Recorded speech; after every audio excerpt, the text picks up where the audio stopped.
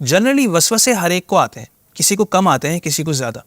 بعض لوگ بہت زیادہ حساس ہونے کے سبب وسوسوں کے متعلق سوچ سوچ کر انہیں اپنے اوپر مسلط کر لیتے ہیں، اور پھر وہ اپنی اس اوور تھنکنگ کی وجہ سے خود ہی تکلیف میں آ جاتے ہیں۔ سو ویورز، آج کی ہاؤ ٹو ویڈیو میں بات کریں گے ہاؤ ٹو ڈسپیل سیٹینک وسپرز، یعنی وسوسے دور کیسے کریں۔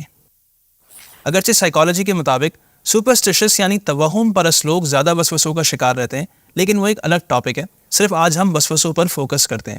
یاد رکھیں، مسلمان جس قدر اللہ پاک کی اطاعت میں آگے بڑھتا ہے، اسی قدر شیطان کی مخالفت اور دشمنی بھی بڑھ جاتی ہے۔ شیطان طرح طرح کے مکر و فریب کے جال بچھائے رہتا ہے اور بندے کو اللہ پاک کی عبادت اور نبی کریم صلی اللہ علیہ وآلہ وسلم کی سنت سے روکنے کی بھی بھرپور کوشش کرتا ہے، اور طرح طرح کے وسوسے دلا کر نیگیٹو تھاٹس ذہن میں پیدا کر کے پریشان کرتا رہتا ہے۔ وسوسوں کا سب سے پہلا اور سمپل ترین سولوشن یہ ہے کہ اگر وسوسوں پر غور ہی نہ کیا جائے تو جنرلی یہ خود بخود ہی ختم ہو جاتے ہیں، لیکن اس میں ایمفیسس اس بات پر ہے کہ وسوسوں پر غور نہ کیا جائے، لیکن جب شیطان زور لگاتا ہے تو اچھے اچھوں کو غور کرنے پر مجبور بھی کر دیتا ہے۔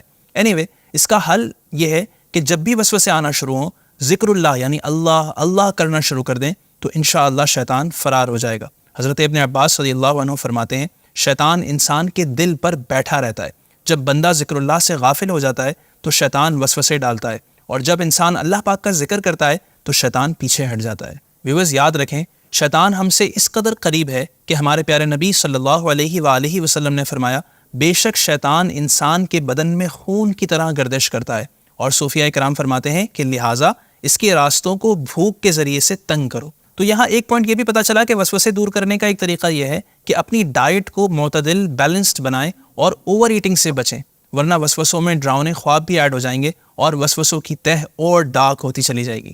اسی طرح جب بھی کوئی وسوسہ آئے تو تعوذ یعنی اعوذ باللہ من الشیطان الرجیم پڑھ کر اسے دور کر دیں، کیونکہ وسوسے آنے کی صورت میں قرآن کریم میں بھی اللہ پاک کی پناہ مانگنے کا حکم دیا گیا ہے۔ چنانچہ پارہ 9 سورہ اعراف کی آیت نمبر 200 میں ارشاد ہوتا ہے، وَإِمَّا يَنزَغَنَّكَ مِنَ الشَّيْطَانِ نَزْغٌ فَاسْتَعِذْ بِاللَّهِ إِنَّهُ هُوَ السَّمِيعُ الْعَلِيمُ۔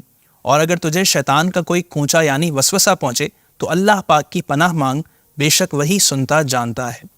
اسی طرح لا حول ولا قوت الا باللہ پڑھیں، سورۃ الناس کی تلاوت کریں، آمنت باللہ ورسولہ کہیں۔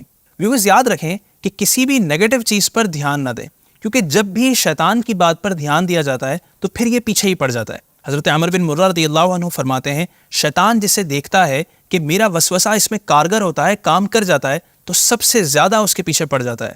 اعلیٰ حضرت مولانا شاہ امام احمد رضا خان رحمۃ اللہ علیہ فرماتے ہیں، اس بلائے عظیم یعنی وسوسے کی عادت یہ ہے کہ جس قدر اس پر عمل ہو اسی قدر یہ بڑھتا ہے، اور جب قصداً اس کا خلاف کیا جائے تو بإذنہ تعالیٰ تھوڑی مدت میں بالکل ختم ہو جاتا ہے۔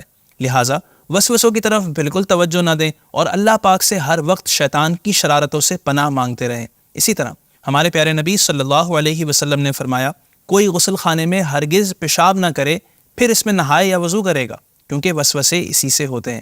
اور آخری پوائنٹ یہ کہ وسوسوں سے بچنے کے لیے اپنے آپ کو گناہوں سے بچائیں اور تقویٰ اور پرہیزگاری اپنائیں۔ حضرت سیدنا امام محمد غزالی رحمۃ اللہ علیہ فرماتے ہیں، اگر تم شیطان سے بچنا چاہتے ہو تو پہلے تقوی کے ذریعے پرہیزگاری اختیار کرو، پھر ذکر کی دوا استعمال کرو، یوں شیطان تم سے بھاگ جائے گا۔ ویورز، اللہ تبارک و تعالی اور نبی آخر الزماں صلی اللہ علیہ وآلہ وسلم کا بتایا ہوا راستہ نہایت شفاف اور سیدھا ہے۔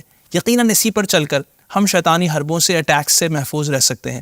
اللہ پاک ہمیں وسوسوں سے محفوظ فرمائے، آمین بجاہ نبی الامین صلی اللہ علیہ وسلم۔ ہماری اس ویڈیو کو شیئر ضرور کیجیے گا اور ہمارے چینل کو سبسکرائب بھی کر لیجیے۔ السلام علیکم ورحمۃ اللہ وبرکاتہ۔